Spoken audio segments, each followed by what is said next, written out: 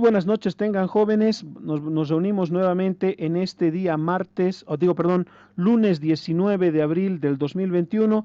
Vamos a retomar los casos prácticos que estábamos resolviendo referentes a la deuda tributaria. ¿Sí? Nos pedían una aclaración referente a lo que habíamos visto con ustedes con las prórrogas que teníamos en el impuesto al valor agregado y el impuesto a las transacciones por producto de la cuarentena, de la pandemia dictada para la gestión 2020. ¿No es verdad? Teníamos entonces la vigencia de estas normas que tenemos ahorita en la pantalla, ¿ya? Entonces, si ustedes recuerdan, la pandemia inició el mes de marzo, si no estoy mal. A ver, vamos a revisar un poquito el calendario y la cronología de lo que teníamos la gestión 2020. El 12 de marzo, si no me equivoco, comienza la pandemia, ¿no? O sea, se dicta la pandemia.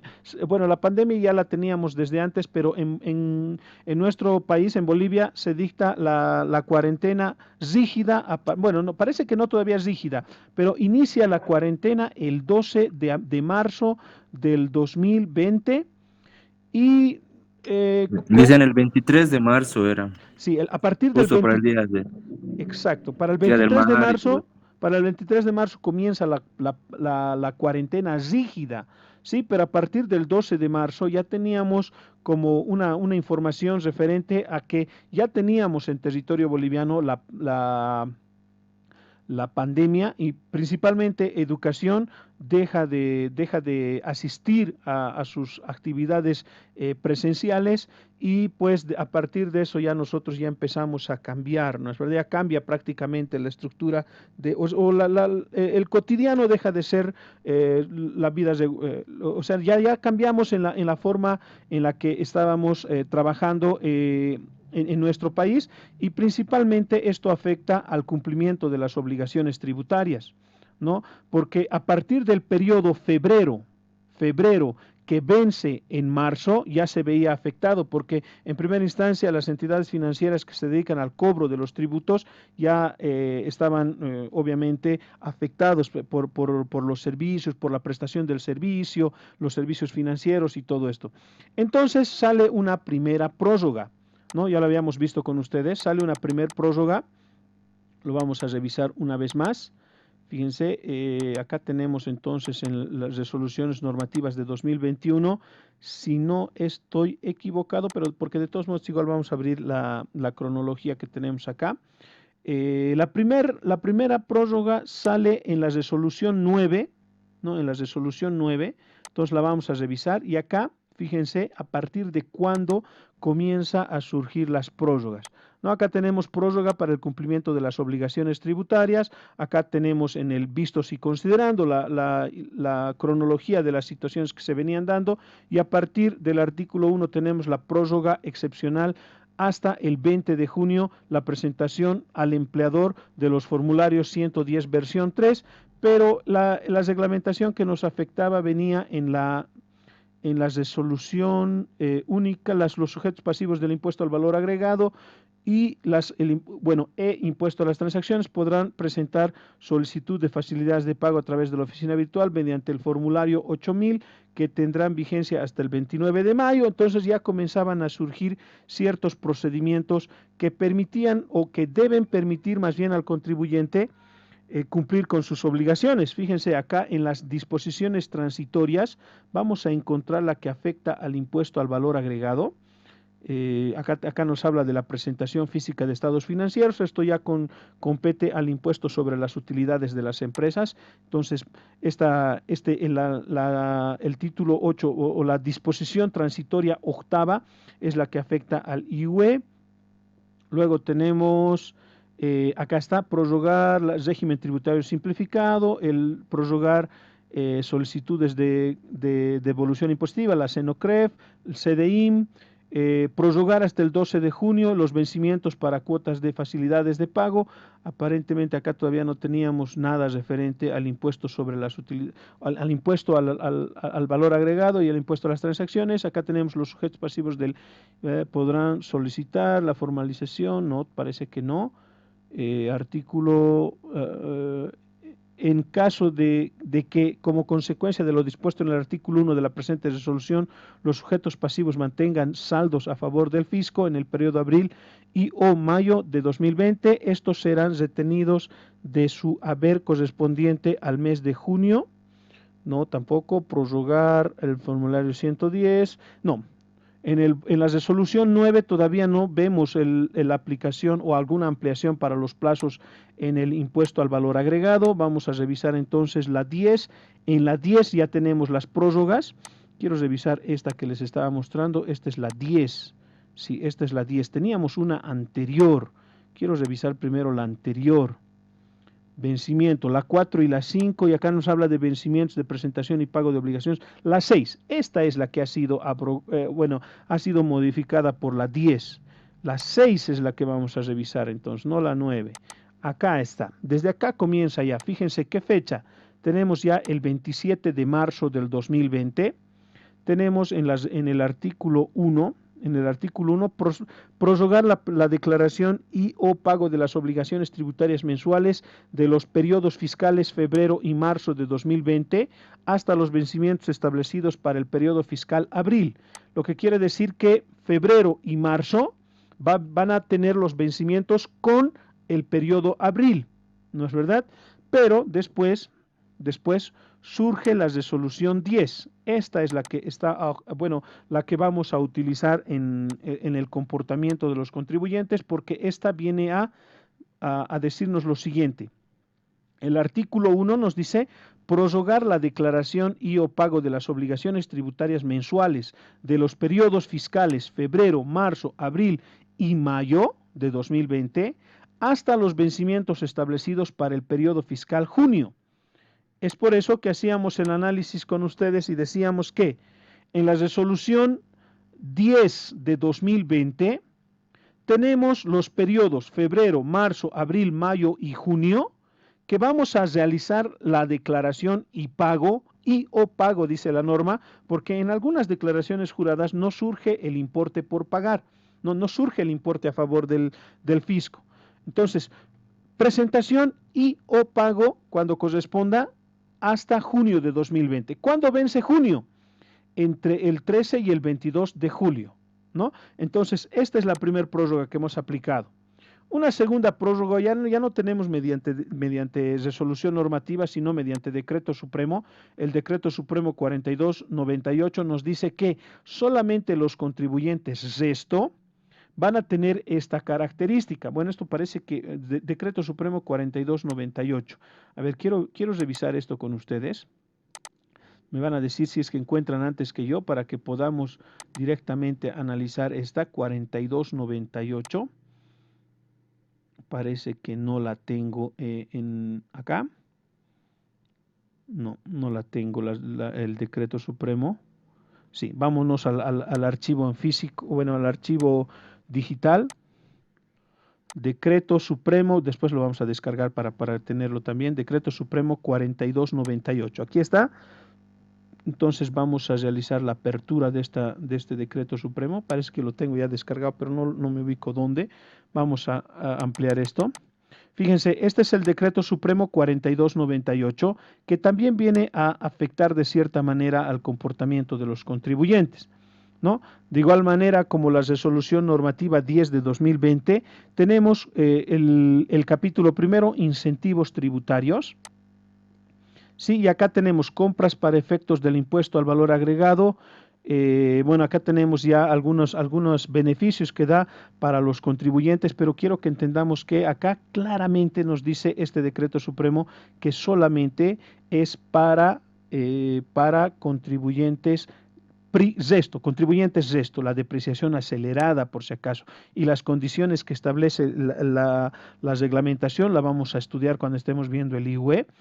Se van a acordar de la depreciación acelerada, la previsión para las previsiones por incobrables. Aquí está, la prórroga para el pago del impuesto al valor agregado e impuesto a las transacciones. Y aquí hay algo que como que suena un poquito raro, y es por eso que ustedes tienen que entenderlo claramente.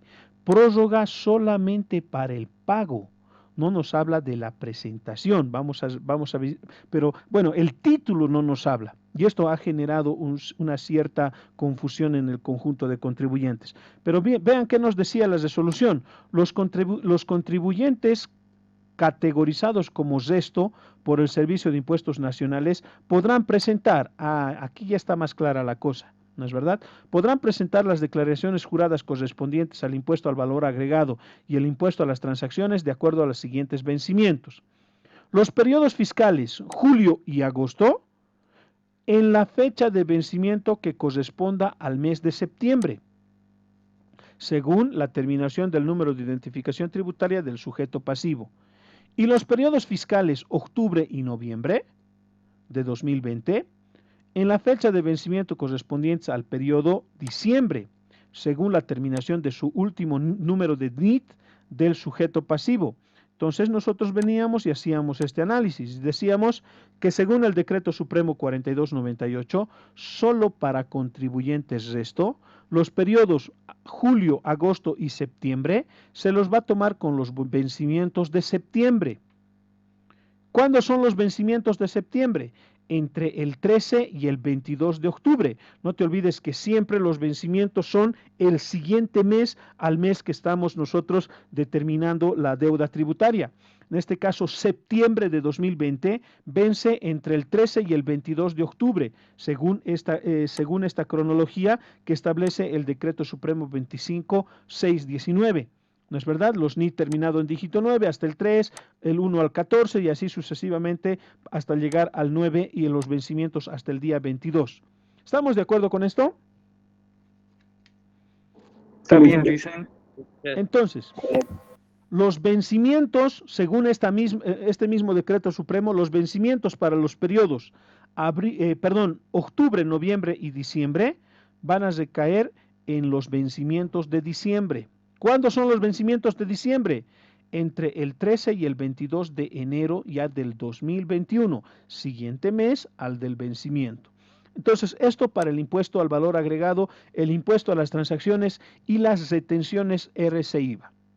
RCIVA, retenciones RCIVA, retenciones IT y retenciones IUE. Eso es lo que vamos a ir tomando en cuenta conforme establece la reglamentación. ¿No? Entonces nosotros veníamos a analizar los casos prácticos que tenemos acá. Si no, bueno, me van a orientar un poquito respecto a esto porque si no estoy mal, con sus compañeros estábamos revisando la práctica número 4 y con ustedes estamos revisando la práctica número 4. A ver, confírmenme. Con nosotros, Con nosotros, Lice. Ya, entonces la práctica número 4, vamos a retomar la práctica número 4, viendo la solución de la práctica número 4, me estoy dando cuenta que con ustedes hemos llegado a determinar el saldo a favor del fisco. Hasta la determinación del saldo a favor del fisco hemos llegado, ¿no? Entonces vamos a recordar que decíamos que tenemos un contribuyente. Como la práctica nos dice, los contribuyentes con NIT terminado en dígito par van a ser personas naturales. Y los NIT terminado en dígito impar van a ser personas jurídicas. Pero quiero que entiendan una cosa, solamente para esta práctica, ¿no? Alguna vez algún estudiante me decía, pero licenciado, ese NIT termina en dígito 3 y es una persona jurídica, pero usted nos dijo que el NIT terminado en impar es persona natural. Y ahora quiero que entiendan ustedes, no es solamente para la resolución de este caso práctico. ¿Estamos de acuerdo? Sí, dice. Muchas gracias. Continuamos entonces. Hemos dicho que persona jurídica porque el NIT termina en dígito impar. Periodo que estamos declarando junio de 2020.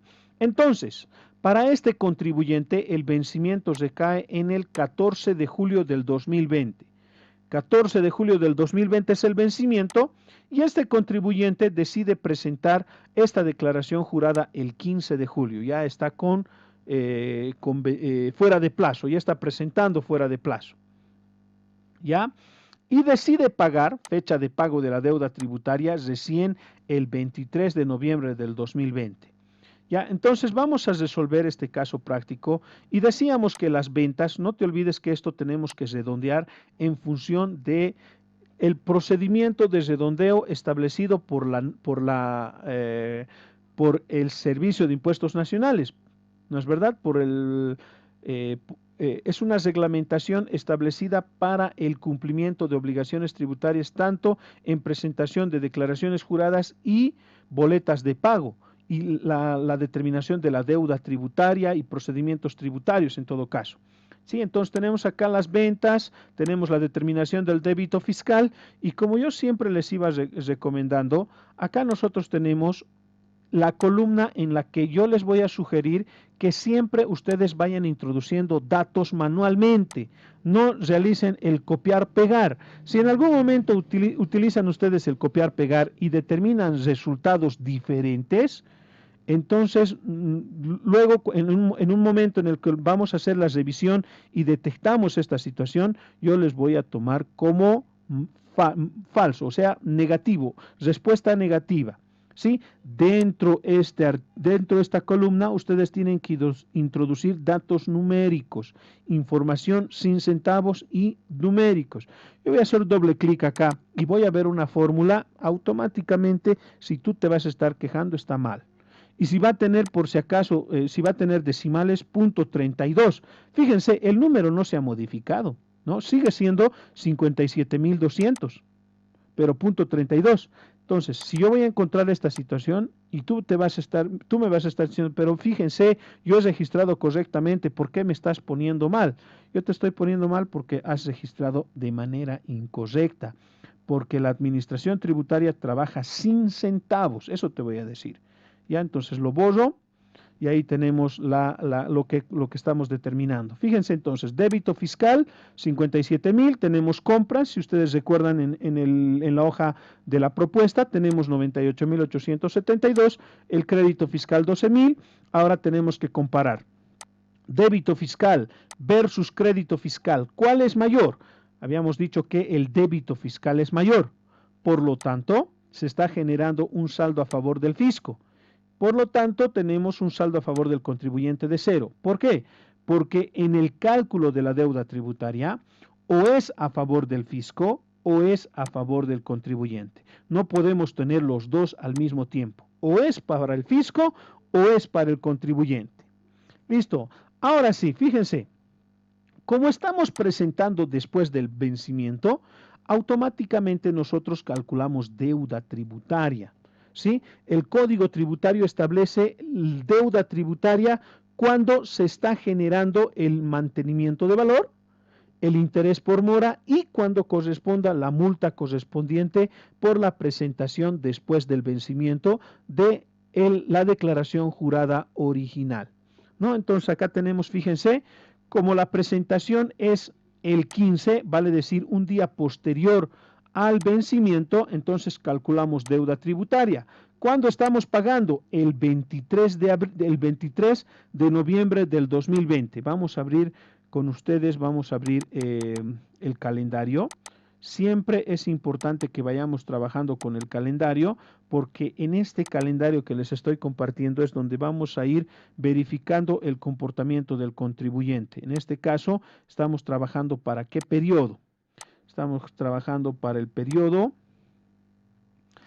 junio del 2020 y el contribuyente decide presentar y pagar el 23 de noviembre. Entonces verificamos el 23 de noviembre y el 23 de noviembre es día hábil, el 23 de noviembre cae día lunes. Por lo tanto, por ser día hábil no tenemos que hacer ningún cálculo adicional. Calculamos a esta fecha nomás la deuda tributaria. Ya, entonces tenemos hasta aquí. Tributo omitido. Pregunta para el curso. Bueno, ustedes ya me han respondido el día lunes pasado. ¿Cuánto sería el tributo omitido hasta aquí? ¿Qué es el tributo omitido? Es la deuda tributaria que se debe, licenciado, Ya, está muy bien. al Pero fisco. algo más específico, por favor. ¿Qué es el tributo omitido? El tributo que se está debiendo, que ha salido del periodo. ¿Ya?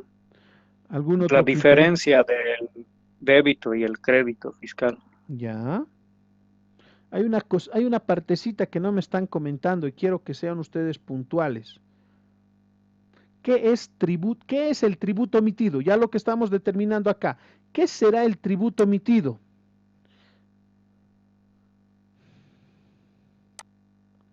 El impuesto que no se ha pagado oportunamente. ¿Estamos de acuerdo? Ese es el tributo omitido. El impuesto que no se ha pagado oportunamente. Entonces, el tributo omitido es 44.347, perdón, para este contribuyente. ¿Estamos de acuerdo hasta ahí?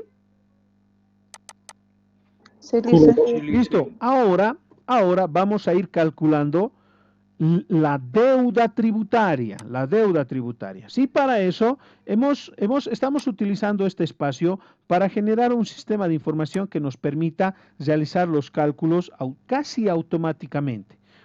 Con ustedes vamos a introducir la fórmula en esta práctica y en lo posterior un copiar-pegar. Ahora sí ustedes van a poder copiar-pegar, pero quiero que entiendan que ese copiar y pegar lo van a hacer fuera del espacio que vamos a utilizar para la declaración jurada. Este es un resumen de un formulario del impuesto al valor agregado. ¿Sí? Dentro de este formulario no quiero que introduzcan fórmulas. Acá sí, porque estamos fuera del formulario. ¿Ya? Entonces vamos a ir trabajando y decimos acá, ¿cuándo es la fecha de pago? 23, entonces aquí vamos a decir 23 de noviembre del 2020. ¿Sí? 23 de noviembre del 2020. ¿Cuándo es la fecha de vencimiento? La fecha de vencimiento había sido 14 de julio del 2020. ¿Estamos de acuerdo? Por favor, confírmenme. Sí, Lice. ¿Ya? Sí, Lice. Ya, entonces continuamos y decimos entonces UFBs, vayan buscando las UFBs por favor del 23 de noviembre y del 14 de julio del 2020.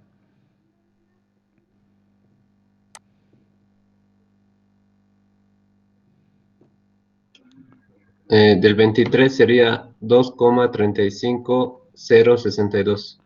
Listo, esto lo vamos a modificar un poquito porque las UFBs que publica el Banco Central tiene 5 dígitos, ¿no es verdad? ¿Cuánto será la UFB del 14 de julio?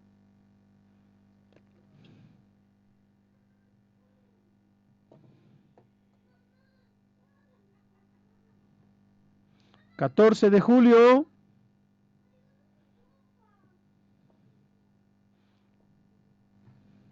Eh, 2,35053. Listo, 2,35053. Ahora, necesitamos los días de mora. ¿Cuántos días tiene mora el pago de esta deuda tributaria? Entonces vamos a contar cuántos días tenemos entre el 14 de julio. Miren, el vencimiento es el 14 de julio. La mora comienza al día siguiente. ¿Sí? Y tenemos que contar cuántos días tenemos hasta el 23 de noviembre, incluyendo el 23 de noviembre. Entonces, acá vamos a decir 14 de julio, 15 de julio inicia la mora. Entonces vamos a decir 15, 16, 17, 18, 19, 20, 21, 22, 23, 24, 25, 26, 27, 28, 29, 30, 31. ¿Cuántos días tenemos? 17 días de julio, perdón, 17 días de julio, ¿estoy bien? Lice, me he equivocado en el de 23 de noviembre. ¿Ya cuánto es la UFB? 2,35964. Ya, muchas gracias. ¿Estamos de acuerdo con 17 días de julio? No te olvides, a partir del día siguiente comienza la mora, ¿no? Desde el 15, 16 hasta el día 31 de julio tengo 17 días. ¿Estamos de acuerdo? Ya. Entonces vamos a tener 31 días de agosto, 30 días de septiembre, 31 días de octubre y 23 días de noviembre. Confirmen, por favor. Tenemos esta cronología: 17 días de julio, 31 días de agosto, 30 días de septiembre, 31 días de octubre y 23 días de noviembre. No te olvides que estamos pagando el 23 de noviembre. ¿Estamos de acuerdo? Sí, Está bien, bien. Lice. Sí, está bien. Ya, entonces continuamos. Continuamos entonces. Sumamos cuántos días de mora tenemos. Tenemos 132 días de mora. Entonces anotamos acá en días de mora 132 días. Listo. Ahora necesitamos la multa por incumplimiento. ¿Esta es una persona natural o jurídica? Jurídica. ¿Cuánto es la multa por incumplimiento para las personas jurídicas? 100. 100 UFBs. 100 unidades de fomento de la vivienda. ¿No es verdad? Entonces vamos a determinar la deuda tributaria con ustedes, con esta información. Entonces, en primera instancia, el mantenimiento de valor. Tributo omitido, revisen la fórmula que les he compartido, tributo omitido multiplicado por UFB de la fecha de pago dividido entre la UFB de la fecha de vencimiento, cerramos paréntesis, menos 1 para solamente determinar la variación, el incremento, ¿sí? Entonces aplicamos Enter y fíjense, tengo 171.88. Para llevar esta información al formulario, ¿cuánto tengo que registrar en el formulario? 172. 172, muy bien. Ahora vamos a determinar el interés por mora. Revisen el formulario que les he compartido. Primero, tributo omitido más mantenimiento de valor para determinar el tributo omitido actualizado. Multiplicado por, voy a abrir tres paréntesis, 1, 2, 3. 1 más la tasa de interés 0.04, aquí también quiero abrir otro paréntesis, 0.04 dividido entre 360, no te olvides que la tasa de interés es el 4%, pero es una tasa de interés anual, y como necesitamos determinar el interés o la tasa de interés por día, entonces lo dividimos entre 360. ¿No? Entonces 0.04 dividido entre 360, sumamos 1 y elevamos a la potencia de n, en este caso 132 días, ¿no? Cerramos el paréntesis, restamos 1 para solamente determinar cuánto es el interés. ¿Cuánto es el interés? No necesitamos conocer cuánto es el capital más el interés. Si nosotros no aplicamos el menos 1, vamos a determinar el capital más el interés. Pero si aplicamos este factor menos 1, entonces vamos a determinar solamente cuánto es interés. Determinamos entonces y tenemos este interés. Tenemos entonces, ¿cuánto? 658. Pregunta para el curso. Primero determinaremos, después les pregunto. Igual, para la determinación de la multa por incumplimiento de deberes formales por presentación fuera de plazo, vamos a decir 100 UFBs multiplicado por la UFB de la fecha de pago. La fecha de pago, 23 de noviembre. Ahora, ¿determinamos multa por incumplimiento? Sí, Lice. ¿Cuándo no deberíamos determinar multa por incumplimiento? Por un día, Lice, porque, No, o sea, se ha demorado un día. no, la presentación es, basta que no presentes oportunamente. Mira, tú quieres presentar, hoy día es mi vencimiento, hoy día es 19 de abril del 2021. Yo les digo a ustedes, pasamos clases normal y voy a declarar, yo digo, voy a declarar, cuando termine mis clases voy a declarar. Empiezo a elaborar mi información, me pasa algo, sucede algo, llega a las 23:59, no puedo enviar mi formulario y me doy cuenta que mi formulario ha ingresado a las 0 horas y 05 minutos ya del día 20 de abril. Ya he presentado fuera de plazo, ya tengo la deuda tributaria, ya tengo que pagar multa por incumplimiento a deberes formales porque mi presentación no ha entrado oportunamente. ¿Recuerdan? ¿Recuerdan que yo les decía que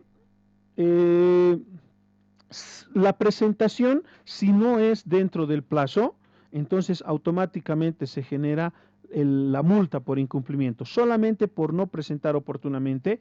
Y recuerdan que en algún momento decíamos que los últimos 30 minutos, los últimos 15 minutos, el sistema de la administración tributaria empieza como que a fallar un poquito. No es que a fallar, sino como que se está migrando la información para o se está preparando la información para el día siguiente, va a cambiar de dígito el día, entonces el sistema como que se siente saturado, pero no es que está saturado, sino que es el sistema el que se está preparando para cambiar de dígito, y por eso cuando tú lo dejas para lo último, de repente ponerle los últimos 15 minutos, va a ser prácticamente imposible que puedas enviar tu declaración jurada. ¿Sí? Entonces, es por eso que necesitan ustedes tomar sus previsiones y no dejarlo para lo último. ¿Sí? Porque ya les he dicho en alguna oportunidad, Dios te perdona, impuestos nacionales nunca te va a perdonar. ¿Sí? Y date cuenta, 600 bolivianos por solamente un descuido de no presentar oportunamente, eso no plata. El que me dice que no es plata 600 bolivianos, no sé, le está patinando como que un poquito, ya le está faltando un tornillo, ¿no? ¿O no? ¿O qué dicen ustedes?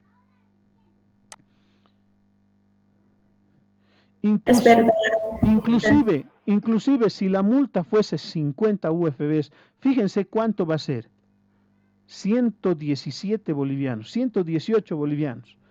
Cuando tú quieres irte a comer un platito de la tarde, no sé, una planchita, un charquecito, no sé, algún plato que agradable a tu gusto, ¿cuánto más o menos te cuesta un plato bien servido y en un lugar que es agradable? Básicamente te sale entre 80 y 100 bolivianos, ¿sí o no? A eso sumarle su refresquito o su cervecita, ya son 117 bolivianos. Vas a tener que pagarle a la administración tributaria 118 bolivianos por no presentar oportunamente tus impuestos, en lugar de servirte ese tu platito de la tarde. Te estás dando cuenta, ¿no es verdad?, la importancia de cumplir oportunamente con tus obligaciones tributarias. Fíjate bien, entonces nosotros, como estamos presentando el 23 de noviembre, pagamos, el vencimiento es el 14 de julio y estamos pagando el 23 de noviembre. Entonces pagamos la multa de 236 bolivianos. ¿A cuánto asciende ahora la deuda tributaria? Teníamos un tributo emitido de 44.347 y por no presentar oportunamente, obviamente en este ejemplo te estoy poniendo una diferencia abismal de 132 días. Espero que a ustedes nunca les suceda esto, aunque saben cuándo puede suceder. Cuando tú has registrado de manera incorrecta tus compras o tus ventas y tú declaraste el formulario y resulta que, vamos a decir, suele suceder, pero espero que no con ustedes, que las compras has declarado en lugar de las ventas y las ventas en lugar de las compras, y por lo tanto toda la información te ha generado, en este caso, saldo a favor del contribuyente, cuando resultaba ser saldo a favor del fisco. Sí, entonces en esas circunstancias se puede dar este caso y tienes que pagar. Bueno, en ese caso, cuando presentas oportunamente, y esto quiero que lo entiendan de esta manera, cuando tú presentas el formulario oportunamente, pero pagas después del vencimiento, en el caso de que aquí yo les ponga fecha de presentación 10 de julio, fecha de pago 23 de noviembre, quiere decir que tú no tienes la obligación de pagar la multa, solamente en esas circunstancias. ¿Por qué? Porque la multa por incumplimiento tú la tienes que pagar cuando presentas fuera de plazo. Cuando tu presentación es fuera de plazo, ahí tú pagas la multa por incumplimiento. Pero si presentas dentro del plazo, entonces no tienes multa. Ahora, cuando calculamos accesorios, mantenimiento e intereses por el pago después del vencimiento, noten claramente que la presentación y el pago son dos obligaciones aisladas, separadas, independiente la una de la otra. Obviamente, para poder pagar primero tienes que presentar. Bueno, sí, existe entonces una dependencia, ¿no es verdad? Si quieres pagar, tienes que previamente declarar. Pero las obligaciones quiero que ustedes las entiendan como separadas. Declaras y ahí cumpliste tu obligación formal. Nace un importe a favor del fisco, pagas, cumpliste con tu obligación material. Son dos obligaciones que quiero que ustedes las entiendan por separado. ¿Estamos de acuerdo? Sí. Estamos a Sí, Lice. Estamos a 20:02. ¿Tienen un poquito más de tiempo o tienen otra clase para que cortemos la clase? Hay tiempo, Lice. Ya. Continuemos entonces con el impuesto a las transacciones. Para el impuesto a las transacciones, quiero que entiendan una cosa, jóvenes. En el caso de la determinación de los ingresos brutos, quiero que entiendan, ustedes seguramente el año pasado han visto la diferencia entre ingresos brutos e ingresos netos. ¿Sí? Ingresos brutos son los ingresos sin ninguna deducción, por eso se les denomina ingresos brutos. Ingresos netos ya hemos deducido el impuesto al valor agregado y solamente tenemos lo que es ingreso, por eso ingreso neto. ¿Sí? La ley de reforma tributaria nos dice que la base para determinar el impuesto a las transacciones son los ingresos brutos obtenidos, por eso dice devengados. ¿Qué implica lo devengado? Hayamos cobrado o no. Eso no nos dice lo devengado, ¿no es verdad? Entonces, ingresos brutos devengados dentro del periodo sujeto a declaración. En este caso, el periodo que nosotros estamos declarando es junio de 2020. Y resulta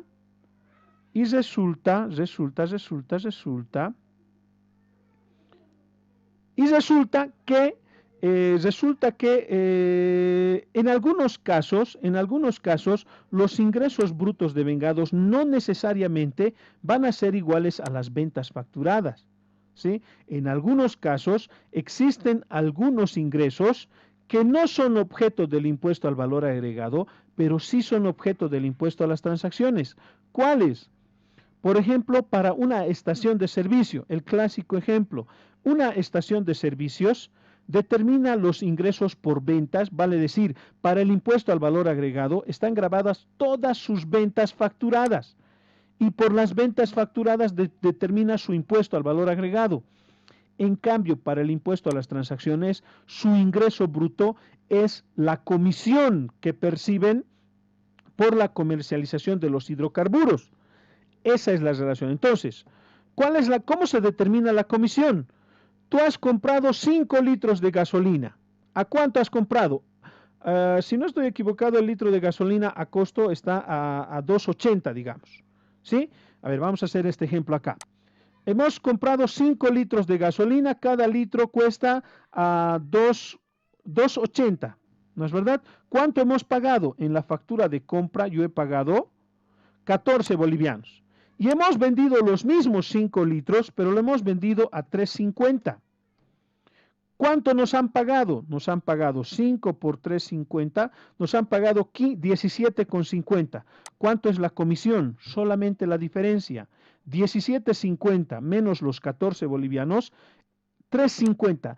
Esta es la base para la determinación del impuesto a las transacciones para las estaciones de servicio, pero solamente para los combustibles, gasolina, diésel y gas natural vehicular. ¿Sí? Porque si esta estación de servicios, por ejemplo, presta servicio de lavado de vehículos, presta servicio de cambio de aceite y otros servicios más, entonces sobre los ingresos por ventas facturadas.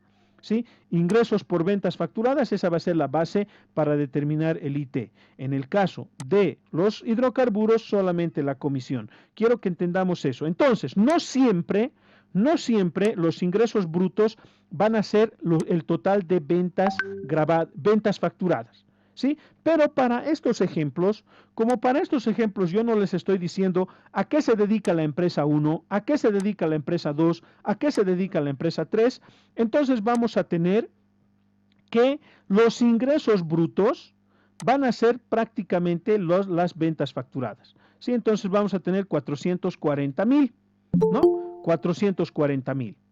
¿Ya? Entonces, 440,000 determinamos según la alícuota del impuesto a las transacciones. ¿Cuánto es la alícuota del impuesto a las transacciones? 3%. 3%. Entonces, 440,000 por 3%, 13,200. Sin el punto. 13,200. Fíjense, estoy registrando sin centavos. No sé quién a esta hora quiere ingresar. No, pues, no, tarde como la policía. Entonces, 440,000 por el 13%, por el 3%, 13,200. Ahora, mismas características que en el impuesto al valor agregado. Tenemos la fecha de vencimiento, la fecha de presentación y la fecha de pago. Hemos presentado dentro del plazo.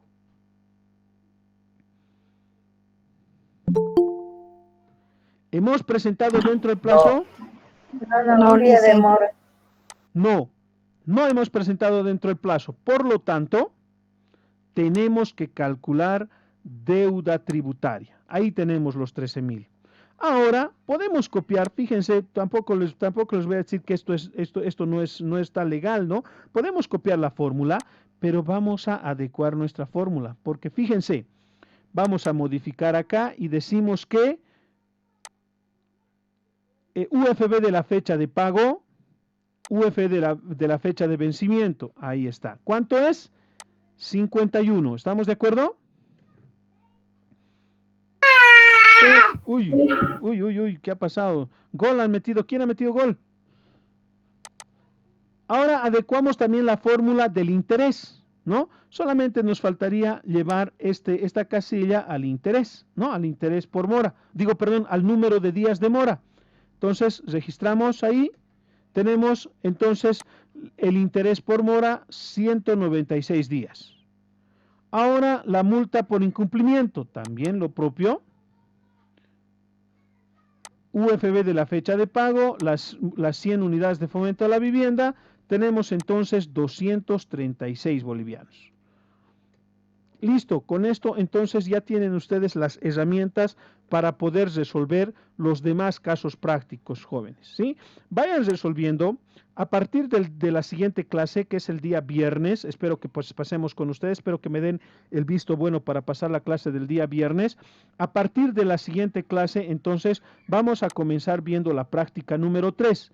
La práctica número 3, fíjense, ¿en qué difiere de la práctica número 2? La práctica 3 y la práctica 2 quiero que la entiendan como parecidas. Lo único es que vamos a incluir dos nuevos elementos. Los saldos a favor del contribuyente del periodo anterior. Entonces, cuando el contribuyente tiene un saldo a favor del periodo anterior y lo va a aplicar en el periodo que estamos declarando. Eso es lo que vamos a hacer el día viernes, si ustedes me lo permiten, o el día lunes de la siguiente semana. ¿Estamos de acuerdo? Sí, lice.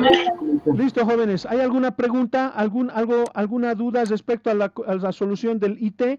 Fíjense, solamente hemos reproducido las fórmulas para ya pues, si ustedes gustan, podríamos haberlo hecho nuevamente, pero también el tiempo apremia, ¿no? Entonces, mismo procedimiento, analizamos con ustedes, por favor, analizamos las fórmulas que les he compartido y aplicamos a estas casillas. Es lo único que estamos haciendo.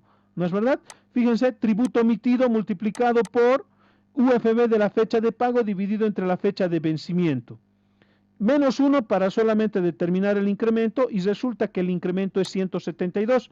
Si ustedes quieren, fíjense, no vamos a aplicar el menos 1. Entonces vamos a decir 44,000 multiplicado por UFB de la fecha de pago dividido entre la UFB de la fecha de vencimiento. Y tenemos 44,518,88, pero resulta que este es el valor con el mantenimiento de valor. ¿Cómo determinamos el incremento o la variación? El dato inicial menos el resultado final y de todas maneras, fíjense, de todas maneras determinamos el incremento. El incremento sigue siendo 171,88 y redondeamos a 172. Cualquiera de los dos caminos nos lleva al mismo resultado. Pero si aplicamos el -1, date cuenta que vas a determinar el valor que necesitas incluir dentro del cálculo que estamos haciendo. Eso es lo único que quiero que entiendas, porque seguramente tú has aprendido de cualquiera de los dos modos a determinar el incremento producto de la inflación. ¿Estamos de acuerdo, jóvenes? Sí, lice. Bueno, Sí. si no hay ninguna pregunta más, cortamos la grabación. Díganme. Preguntas referente a la práctica, por favor. Después me preguntan si va a llover mañana y todo. Dime. Dice, ¿cómo se halla el interés por mora? No lo entiendo. El interés por mora, aplicamos el interés compuesto.